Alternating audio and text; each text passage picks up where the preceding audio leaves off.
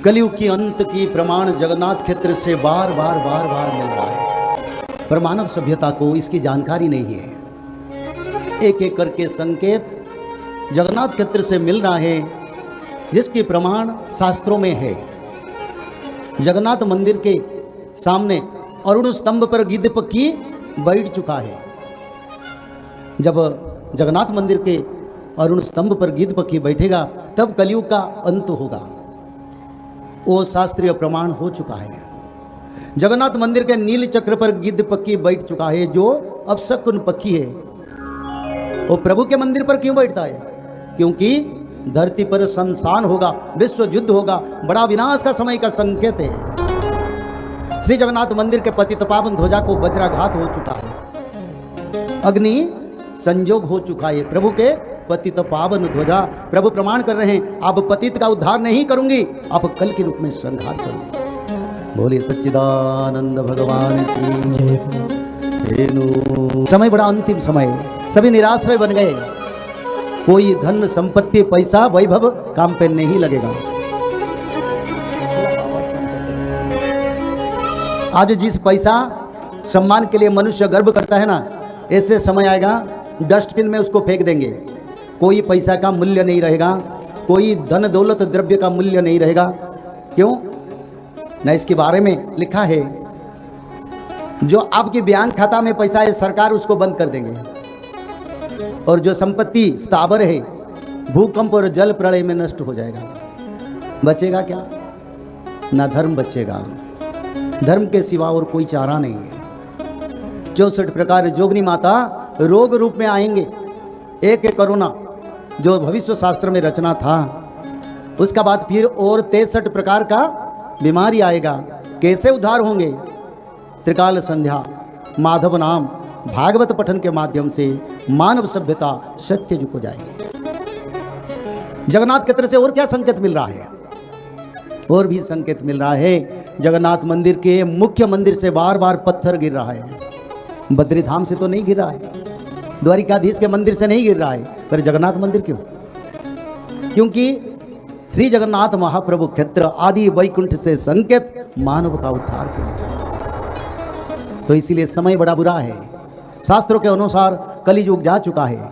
32 प्रकार पाप में कलियुग का आयु का विघटन हुआ। एक एक करके सारे पाप में बताता हूं। 4,32,000 कलियुग का आयु है, पर 32 प्रकार पाप मानव सभ्यता में हो रहा है, जिस कारण कलियुग की आयु 4,32,000 से मात्र 5,000 वर्ष बच गया, वो भी जा चुका है।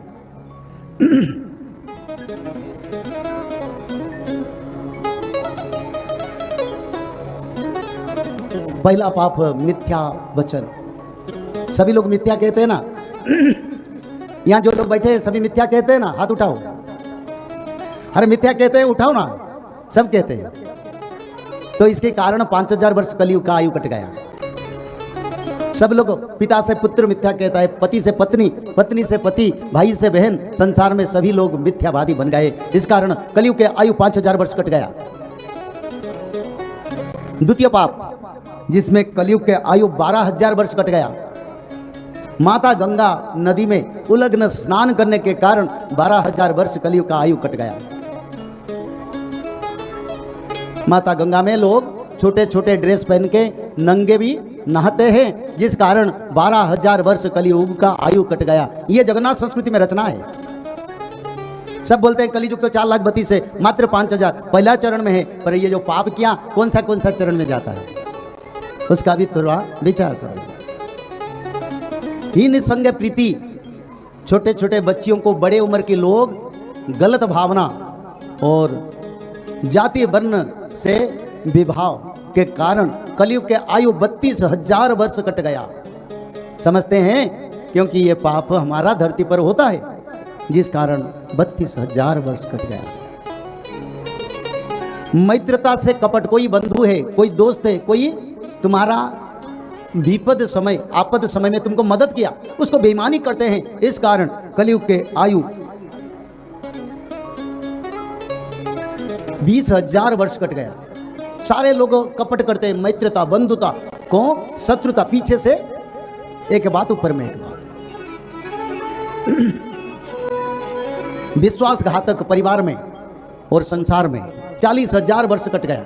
बंधुओं के साथ पाप से, यानी जो बंधु बनते हैं उनकी राजद्वार स्मशान जतिष्ठति सवांधव। आजकल ऐसा बंधु नहीं है, जिस कारण 32,000 कट गया। फिर 40,000 वर्ष कट गया। विश्वासघातक, पिता को पुत्र विश्वासघातक करता है, माता को पुत्र विश्वासघातक करते हैं, पत्नी पति को करता है, पति पत्नी को करता है। संसार में सबको विश्वास अविश्वास का सृष्टि करते हैं। 40,000 वर्ष। मातृहरण, माँ यानी माँ समान नारियों को गलत व्यवहार पाप कार्य करने के कारण 5,000 वर्ष कलियुग का आयु कट गया। एक एक करके मैं समझाता हूं आपको, ताकि पीछे अविश्वास ना है। स्त्री हत्या में कलियुग का आयु 32,000। नारी हत्या बढ़ता है, कन्या भ्रूण आता है ना, उसको हत्या किया जाता है। और संसार में शादीशुदा नारियों को अपने ससुराल लोग भी मार देते हैं। इस कारण 32,000 वर्ष कट गया। भ्रूण हत्या के कारण कलियुग के आयु 7,000 वर्ष कट गया। 7,000 वर्ष भ्रूण हत्या। जीव जंतु बद्ध, जीव जंतु जंगल में घुस के मारते हैं ना लोग, बंदूक लेके, ये लेके। 11,000 वर्ष कलियुग का आयु कट गया।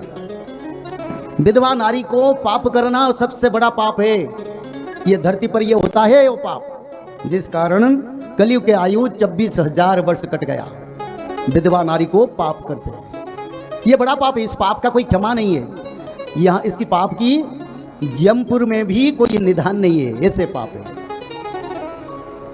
अभक्ष्य भक्षण, मनुष्य लोग सड़े हुए परिसेबुल भोजन कर रहे हैं, अभक्ष्य भक्षण कर रहे हैं, फ्रीज में रख के खाते हैं ना, उस कारण कलियुग का आयु 8,000 वर्ष कट गया। पराई का धन अपहरण करते हैं, जिसका पास शक्ति है, बल है, वो पराई का संपत्ति अपहरण करता है, होता है। इस कारण कलियुग के आयु 10,000 वर्ष कट गया। अपने परिवार से निराश, यानी परिवार लोगों को कुछ लोग पालते नहीं, उनका देखभाल करते नहीं, पराई माताओं के पीछे पैसा खर्च करते हैं, अपने पैसा का अपना सुख में खर्च करते हैं, अपने पत्नी दुखी हो जाता है, परिवार दुखी हो जाता है। इस कारण 40,000 वर्ष कलियुग का आयु कट गया। अतिथियों का सेवा नहीं होता है। घर को कोई अतिथि आता है तो अगर फोन करता है, बोलते हैं हम घर में नहीं है, हम कुछ दिन बाहर जा रहे हैं, घर को मत आओ, बाद में आओगे। अगर कोई अतिथि भी आए, उसको मन में एक भाव, ऊपर में एक भाव, जिस कारण के कलियुग का आयु 6,000 वर्ष कट गया। माता तुलसी देवी का पूजा सभी लोग नहीं करते हैं। सनातन धर्म के लोग का बात कहता हूं, सभी तुलसी देवी का पूजा नहीं करते हैं। इस कारण 5,000 वर्ष कलियुग के आयु से कट गया। भगवान विष्णु के प्रतिमा का पूजा नहीं होता है। अलग देवा देवी, तंत्र मंत्र, निज पंथ, गुरु परंपरा का फोटो रहता है, पर भगवान विष्णु का पूजा नहीं होता है, बड़ा पाप है। जिस कारण 17,000 वर्ष कलियुग का आयु कट गया। ये सच्चाई है। और ब्राह्मण जैसी उच्च जाति वर्ग के लोग नीचे जाति में शादी करते हैं, विवाह करते हैं, जिस कारण कलियुग के आयु 30,000 वर्ष कट गया। दान का गलत व्यवहार, आजकल जो दान देते हैं ना, उस दान में लोग ऐसी करते हैं, खुशी करते हैं, मजाक करते हैं, अपना लग्जरी मेंटेन करते हैं। दान का सदुपयोग नहीं हो रहा है। कोई भी दिन दुखी, दरिद्र, गरीब सज्जन दान करे, उसका 100% सेवा में विनियोग होना चाहिए। अपने सेवा में लग जाता है, अपने लग्जरी में चल जाता है, करोड़ों करोड़ रुपया अपने साधन, अपने आने जाने ट्रैवलिंग में खर्च कर लेते हैं। ये बड़ा पाप है। उसके लिए 14,000 वर्ष कलियुग का आयु कट गया।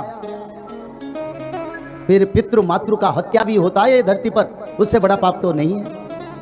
अरे असुर लोग ने सत्य त्रेता द्वापर में अपना पिता माता को कभी हत्या नहीं किया, पर कलियुग के कैसे असुर आए जो पिता माता का भी हत्या करते हैं, मदिरा पान करते हैं, कामना वासना में डूबते हैं, पराई गमन करते हैं और उपद्रव कार्य करते हैं, लोगों को परेशान करते हैं। पितृ मातृ का हत्या के कारण 3,000 वर्ष कलियुग का आयु कट गया। बाकी रहा गौ माता का हत्या के कारण कलियुग के आयु 1,00,000 वर्ष कट गया। कान खुल के सुनो। जो लोग बोलते हैं कलियुग का अब बच्चा छोटा बाल्यावस्था है, उन्हीं लोगों को कहता हूं शास्त्र पढ़ो, गलत बात मत करो। समय नहीं है, धर्म संस्थापना होगा, सत्य युग आएगा, कल के अवतार होंगे और विश्व युद्ध के बाद सत्य युग का आगमन होगा। अब समय नहीं।